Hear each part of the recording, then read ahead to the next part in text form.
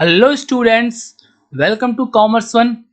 तो आज हम लोग आपका एक वेरी न्यू चैप्टर स्टार्ट करने वाले हैं जिसका नाम है फंड फ्लो स्टेटमेंट। ठीक है, तो ये जो आपका चैप्टर है ये आपके सेमेस्टर 5 के लिए बहुत ज़्यादा इम्पोर्टेंस रखता है। क्यों? क्योंकि इसके अंदर से ही आपके एग्ज़ाम में एक फुल फ्लेक्स लॉन्ग सम पूछा जाता है और उस लॉन्ग सम के ऑप्शन में आपका एक पता है क्या आता है, कैश फ्लो स्टेटमेंट। यानी एग्जाम में या तो आपका 14 मार्क्स का एक ये क्वेश्चन आएगा या तो इसके ऑप्शन में क्या आएगा, कैश फ्लो स्टेटमेंट। ठीक है, ये आपको पूछा जाता है। सो अगर ये करंट सिचुएशन पे अगर आपने ये फंड फ्लो चैप्टर एकदम बहुत अच्छे से करा हुआ है, सो नो डाउट आप कैश फ्लो स्टेटमेंट भी बहुत अच्छे तरीके से कर सकते हो। क्योंकि जो सॉल्व करने का प्रोसीजर है, जो क्या क्या चीज़ें इंक्लूड करनी है, क्या क्या नहीं करनी है, कैसे करना है, वो सारी प्रोसीजर ऑलमोस्ट सेम ही है। यानी एक तरीके से आप कह सकते हो फंड फ्लो स्टेटमेंट और कैश फ्लो स्टेटमेंट दोनों सेम है। बस चेंज क्या है, तरीका क्या डिफरेंस है, तरीका बस ये डिफरेंस है रिप्रेजेंटेशन। हम लोग फंड फ्लो स्टेटमेंट में अलग तरीके से रिप्रेजेंटेशन करते हैं, कैश फ्लो स्टेटमेंट में अलग तरीके से रिप्रेजेंट करते हैं। कैश फ्लो स्टेटमेंट में कुछ और टर्म्स आ जाते हैं, बाकी दोनों सब सेम ही है। सो अगर आप अभी फंड फ्लो स्टेटमेंट में अच्छे से ध्यान दे रहे हो तो आप कैश फ्लो स्टेटमेंट के आपको कोई प्रॉब्लम नहीं होगी। ठीक है, सो स्टार्ट करते हैं। सो इस वीडियो के अंदर मैं आपको फंड फ्लो स्टेटमेंट बनाने का तरीका बताऊंगा, कैसे बनाएंगे, कौन कौन सी चीज़ें इंक्लूड करेंगे और कौन कौन सी चीज़ें नहीं इंक्लूड करेंगे, वो सारी चीज़ें मैं अभी आपको बताऊंगा। ठीक है, सो जब ये चैप्टर हम स्टार्ट करते हैं फंड फ्लो स्टेटमेंट, तो इसमें हम लोग टोटल 3 अकाउंट्स बनाते हैं, 3 स्टेटमेंट बनाते हैं आप कह सकते हैं। यानी हम लोग 3 एलिमेंट का यूज करते हैं। वैसे होते तो 4 है बट मेजरली 3 है। सबसे पहले आप बनाते हैं statement of changes in working capital, statement of changes in working capital. ठीक है, उसके बाद दूसरा आप बनाते हो adjusted PNL account, adjusted profit and loss account, और तीसरा आप बनाते हो फंड फ्लो स्टेटमेंट। ठीक है, तो ये 3 चीज़ें आप बनाते हो और इसके अलावा आप एक और चीज़ बनाते हो, वो होते हैं अकाउंट्स। तो वो अकाउंट्स को अभी मैं यहाँ पे नहीं नोट कर रहा हूँ क्योंकि वो अकाउंट्स डिपेंड्स करते हैं, किसी सम में बनते हैं, किसी सम में नहीं बनते हैं। सो और वो अकाउंट्स बनाना कोई बड़ी बात नहीं है। आपने 11th-12th में आपने लेजर पोस्टिंग करी होगी, बस वो लेजर पोस्टिंग ही है। अगर आपको जर्नल एंट्री याद है, ऑलमोस्ट आपको जर्नल एंट्री करनी आती है, लेजर पोस्टिंग करनी आती है, तो वो अकाउंट आप बहुत इजीली बना सकते हो। ठीक है, सो अभी करंट ये देखते हैं। तो सबसे पहले इसके अंदर हम क्या बनाते हैं, statement of changes in working capital. So वो बताता हूँ। सो आपको वर्किंग कैपिटल ये वर्ड से आप जब आप 11th में थे तब से आप इस वर्ड से अच्छे से जानते हो कि ये वर्ड का मतलब क्या होता है। इस वर्ड का बेसिकली कुछ मतलब नहीं होता, ऐसे फंड्स जो हमारे बिजनेस के अंदर लॉक्ड अप हुए होते हैं। So basically current asset minus current liabilities, the excess of current asset over current liabilities, ये चीज आप जानते हो। सो बस अब इसी चीज को हम लोग को थियरी में अब तक जानते थे, अब इसी चीज को हम लोग को प्रैक्टिकल में लिखना है, सिंपल। सो इसको कैसे कर सकते हैं, ज़्यादा कुछ तो इसमें करना नहीं, बस ये जो करंट एसेट है उसमें से करंट एसेट माइनस करनी है। तो ठीक है, वैसे करते हैं ना। तो सबसे पहले एक काम करते हैं, करंट एसेट मैं आपको फॉर्मेट ये बता रहा हूँ। हाँ, अब फॉर्मेट में कौन कौन सी चीज़ इंक्लूड होती है वो भी बताऊंगा। Current assets, okay. अभी करंट एसेट में क्या क्या आता है ये तो आप सब जानते ही हो। अभी आपने बहुत सारा, अभी आप टी वाई बी कॉम में आ गए हो, सेमेस्टर 5 में आ गए हो, इसके बाद आपका सेमेस्टर 6 आएगा जो कि आपका लास्ट सेमेस्टर है। तो करंट एसेट अगर अभी तक आप नहीं जानते हो तो सोचने की बात है, बिकॉज ये आपको पता तो होना चाहिए। सो करंट एसेट में आपके क्या आ जाते हैं, स्टॉक, आपके डेटर्स हो सकते हैं, फिर आपका बिल्स रिसीवेबल हो सकता है, फिर आपके प्रीपेड एक्सपेंसेस हो सकते हैं, प्रीपेड एक्सपेंसेस। उसके बाद आपके क्या हो सकता है, कैश एंड बैंक बैलेंस हो सकता है, कैश एंड बैंक हो सकता है। उसके बाद आपका हो सकता है income due but not received, income due. उसके बाद अदर करेंट एसेट्स, ठीक है, अदर करेंट एसेट। इतना किया, इतना करने के बाद आपका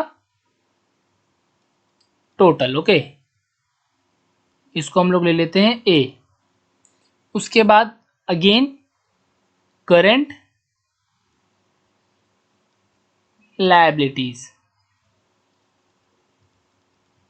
अब करंट लायबिलिटीज में कौन कौन सी चीजें इंक्लूड होती है ये भी आपको पता है, ये भी बताने की जरूरत नहीं है। इसके अंदर आपका हो सकता है क्रेडिटर्स, बिल्स पेबल, फिर आउटस्टैंडिंग एक्सपेंसेस, और बैंक ओवरड्राफ्ट भी हो सकता है, बैंक ओवरड्राफ्ट, आउटस्टैंडिंग एक्सपेंसेस, और एक most important provision for taxes, provision for taxes, okay.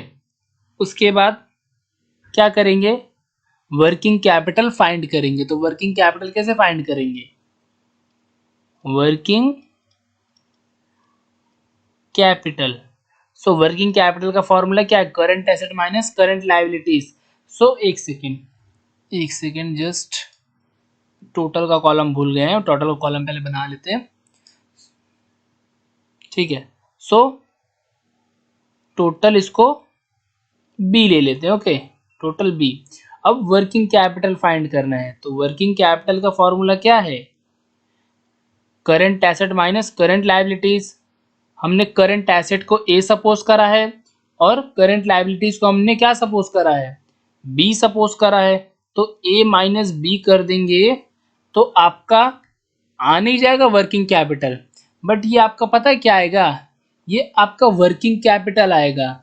और हम लोग को तो वर्किंग कैपिटल फाइंड ही नहीं करनी है, किसने बोला हमको वर्किंग कैपिटल फाइंड करनी है, हमको पता है क्या फाइंड करना है, हमको फाइंड करना है statement of changes in working capital. So अगर हम लोग को statement of changes in working capital find करना है, सो उसके लिए हम लोग को कितना चेंज आ रहा है ईयर में वो भी तो पता होना चाहिए। सो इसके लिए पता है क्या करेंगे, एक और कॉलम बनाएंगे, उस कॉलम में लिखेंगे changes in working capital, changes in working capital increase हुआ है या तो डिक्रीज हुआ है, ये चीज हो गया। सो अभी मैं आपको एक बेसिकली करके दिखाता हूं ये करते कैसे हैं। सपोज करो मैं कोई भी एक हाइपोथेटिकल एग्जांपल ले रहा हूं, ठीक है, कोई भी एक हाइपोथेटिकल एग्जांपल से इसको करते हैं। सो सपोज करो मेरे पास जो आपको क्वेश्चन में दिया होता है ना, वर्किंग कैपिटल बैलेंस शीट के अंदर जो भी दिया होता है, आपको 2 ईयर का दिया होगा। सपोज करो मुझे दिया हुआ 2000, एक सेकेंड इसको,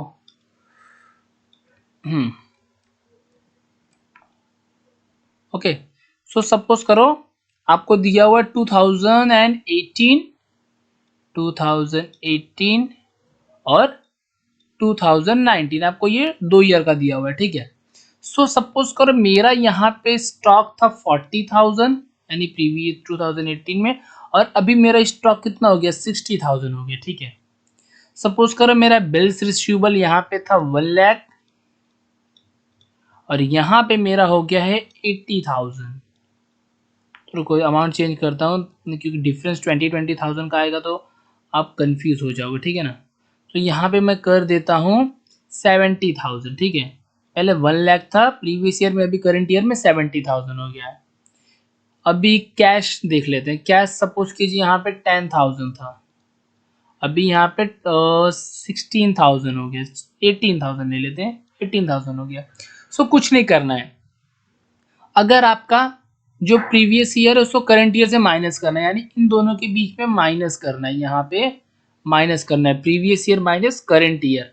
सो अगर आपका स्टॉक प्रीवियस ईयर में 40,000 था और करंट ईयर में 60,000 हो गया, तो दोनों में कितना बढ़ा है देखो ना, पिछले ईयर कम था और अभी करंट ईयर में 60,000 हो गया, मतलब 20,000 से इंक्रीज हुआ है तो इंक्रीज में आपका 20,000 आएगा।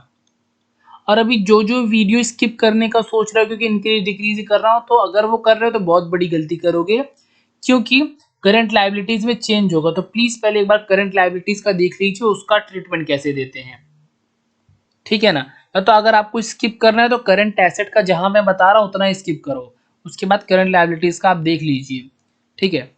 सो अभी बिल्स रिसीवेबल, बिल्स रिसीवेबल पहले आपका 1 लाख था, अभी 70,000 हो गया। मतलब क्या, 30,000 आपका कम हुआ है प्रीवियस ईयर से। पहले 1 लाख था, अभी 70,000 हो गया, तो कम हुआ है तो कुछ नहीं, 30,000 ये यहाँ डिक्रीज कॉलम में लिख दो, बेसिक सा है। कैश पहले कितना था, कैश पहले आपका सपोज 10,000 था, अभी 18,000 हो गया, मतलब इंक्रीज हुआ है 8,000 से, यहाँ लिख दो, हो गया। अब देखो, अब ये जो पूरा टोटल होता है ना, प्रीवियस ईयर का टोटल, करेंट ईयर का टोटल, सारा टोटल यहाँ पे लिखते हैं। देखिए मेरा कितना है, 40,000 प्लस 1 लाख, 1,40,000 और 1,50,000 ये यहाँ पे है। और अब ये भी देखो, ये कितना है, ये भी प्लस कीजिए, 60,000 प्लस 70,000 प्लस 18,000 कितना हो गया, 1,48,000 हो गया, हो गया। ये ऐसे यहाँ पे टोटल करके लिखते हैं, ठीक है। अब करंट लायबिलिटीज देख लेते हैं। करंट लायबिलिटीज की ट्रीटमेंट कैसे करते हैं वो देखो। देखो सपोज करो यहाँ पे मेरा करंट लायबिलिटीज यानी प्रीवियस ईयर में मेरी करंट लायबिलिटीज 80,000 की थी और अभी मेरी करंट लायबिलिटीज 50,000 की है। सो मेरा क्या हुआ है, 50,000 तो मेरा 50,000 अभी है और पहले कितना था प्रीवियस ईयर। देखो ये रहा प्रीवियस ईयर, प्रीवियस ईयर मेरा 80,000 था, तो मेरा 30,000 कम हुआ है ना, तो मैं क्या करूंगा, 30,000 डिक्रीज वाले कॉलम में लिख दूंगा, हो गया, ठीक है। सही है ना, सही है, नहीं सही है, क्यों नहीं सही है, क्योंकि जो अगर हमारी लायबिलिटीज अगर हमारी कम होती है ना, सो हमारी वर्किंग कैपिटल इंक्रीज होती है। सो यहाँ पे हमारा कम नहीं होगा, यहाँ पे हमारी बढ़ेगी 30,000 वर्किंग कैपिटल।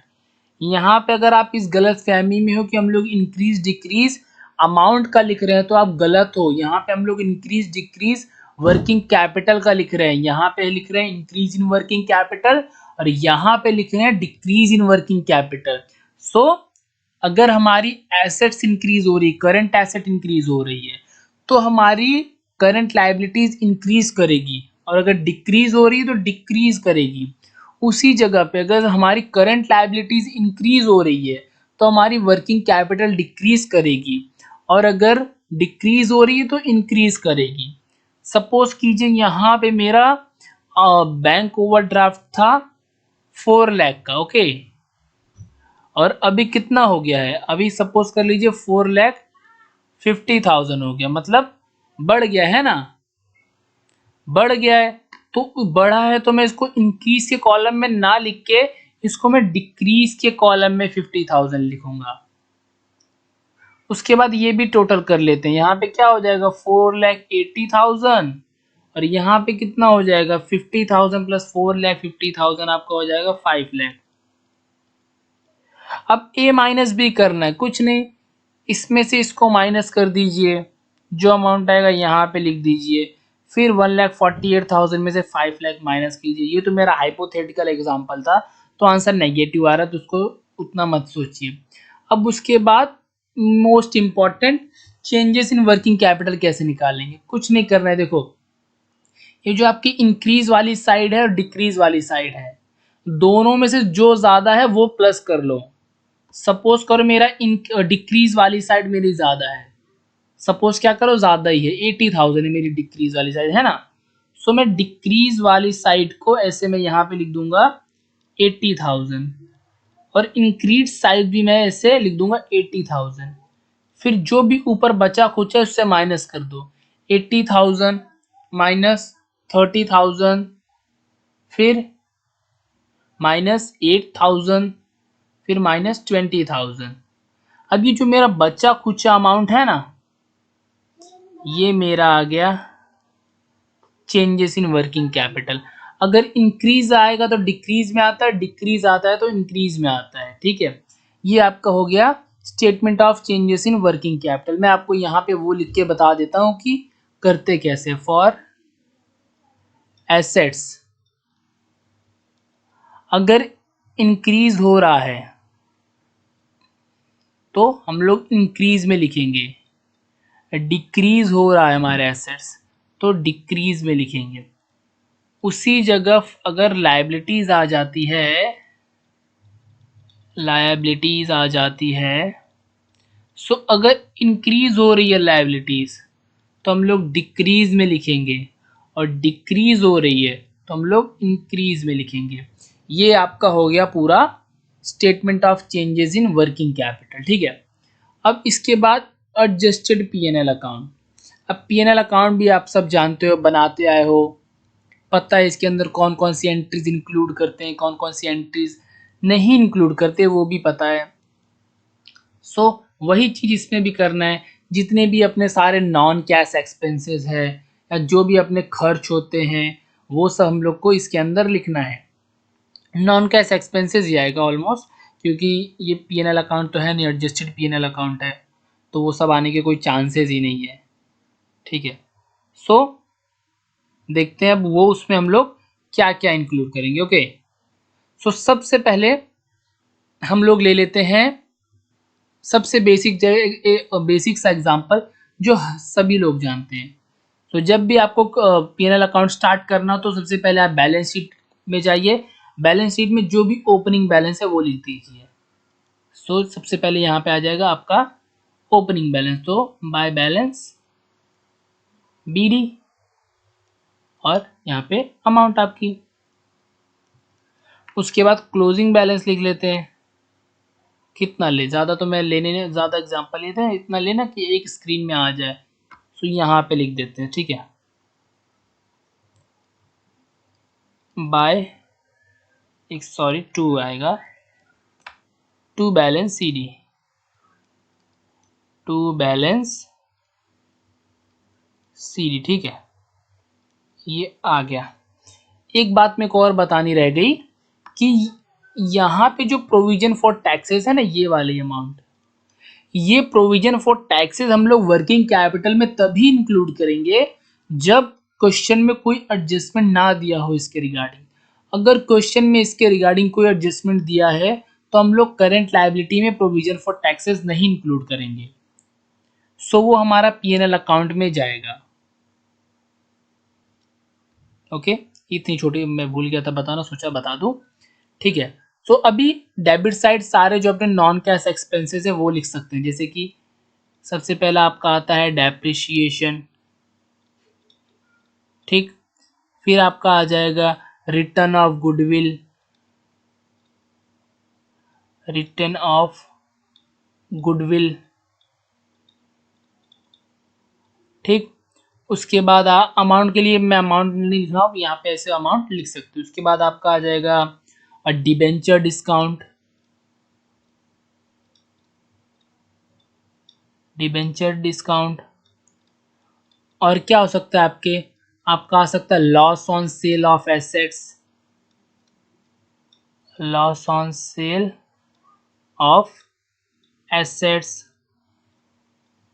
उसके बाद आपका आ जाएगा provision taxes, provision for taxes जो भी मैंने बताया ना, कि अगर वहाँ नहीं आएगा, अगर एडजस्टमेंट है तो यहाँ आएगा। फिर आपका आ जाएगा प्रपोज डिविडेंड, यानी कि जो डिविडेंड प्रपोज तो किया बट अभी पे नहीं किया है, वो आ जाएगा। और ये फाइनल वाला आता है। ओके, ठीक, उसके बाद अब प्रपोज डिविडेंड्स के बाद इंटरिम डिविडेंड भी आ जाएगा। और तो इंटरिम डिविडेंड मैं नहीं लिखता। उसके बाद जनरल रिजर्व आ जाएगा, जनरल रिजर्व। फिर आपका आ जाएगा कैपिटल रिडक्शन रिजर्व।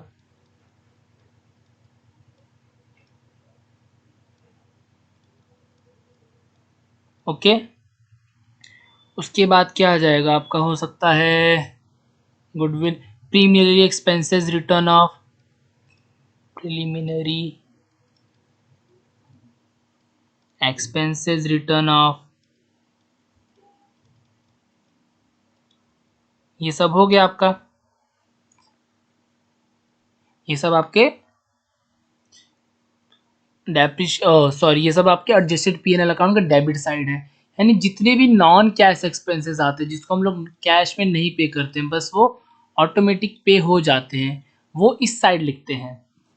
सो इन सब को करने के बाद जो आपका नीचे आंसर आएगा ना, जो भी आपका नीचे आंसर आएगा उसको पता है हम लोग क्या बोलेंगे, उसको हम लोग बोलेंगे ऑपरेटिंग लॉस। ओके, और इस साइड जो आता है उसको हम लोग बोलते हैं ऑपरेटिंग प्रॉफिट। हो गया, ये बोलते हैं। अब मैं आपको क्रेडिट साइड यहाँ पे एक और एंट्री क्लोजिंग बैलेंस की है, अभी तक लिखी नहीं, वो लिख देते हैं टू बैलेंस CD।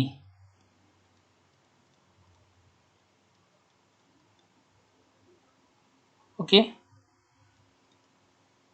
चलो, तो इस साइड आपका क्या आ सकता है, इस साइड आपका आ सकता है by sale on sale, profit on sale of asset,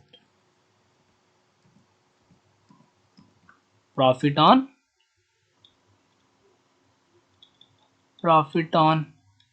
cell of assets, revaluation of asset if profit, revaluation of asset। और आपका हो सकता है इसके अलावा इसके अंदर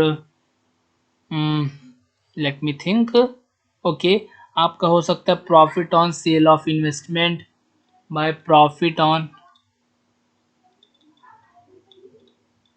इन्वेस्टमेंट।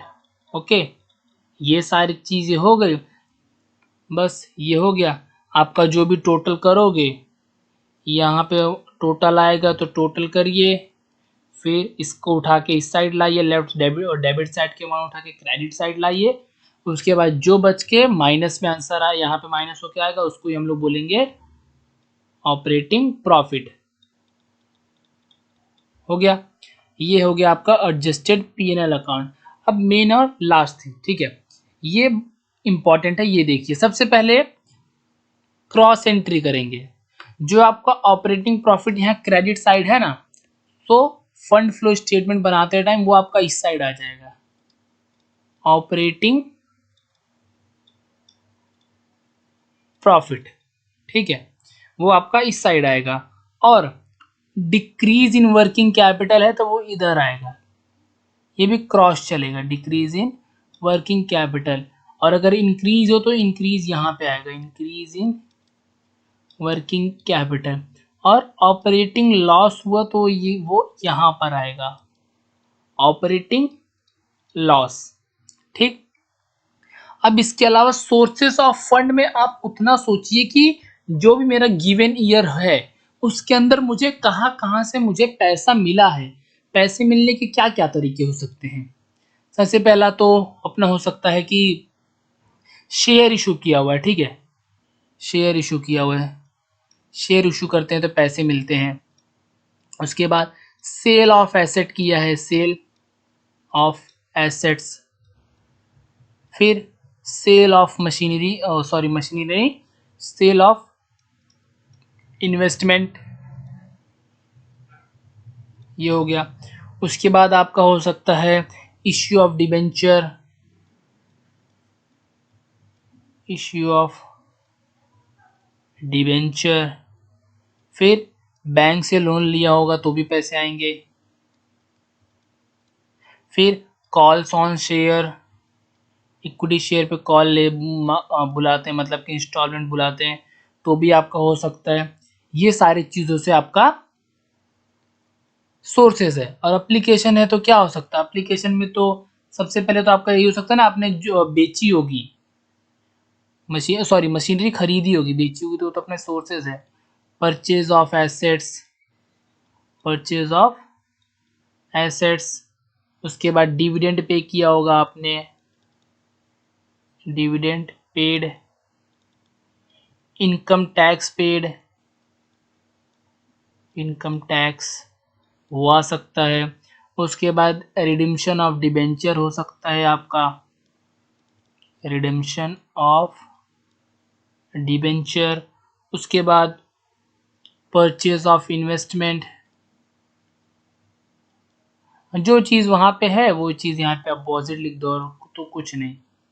ठीक है, ये सारी चीज़ें हो सकती है आपकी एप्लीकेशन। अभी तो मैंने कुछ चीज़ें लिस्ट आउट करी है, मैं जब क्वेश्चन सॉल्व कराऊंगा तो आपको बाकी सारी चीज़ें भी लिस्ट आउट करा दूंगा। ठीक है, इतना सब करने के बाद आपका जो दोनों साइड का टोटल है ना, वो दोनों साइड का टोटल आपका इक्वल आना चाहिए, यानी कि sources is equal to application आना चाहिए तो सही है, वरना गलत है। तो ये था आपका बेसिक थियरी आपकी फंड फ्लो स्टेटमेंट चैप्टर की।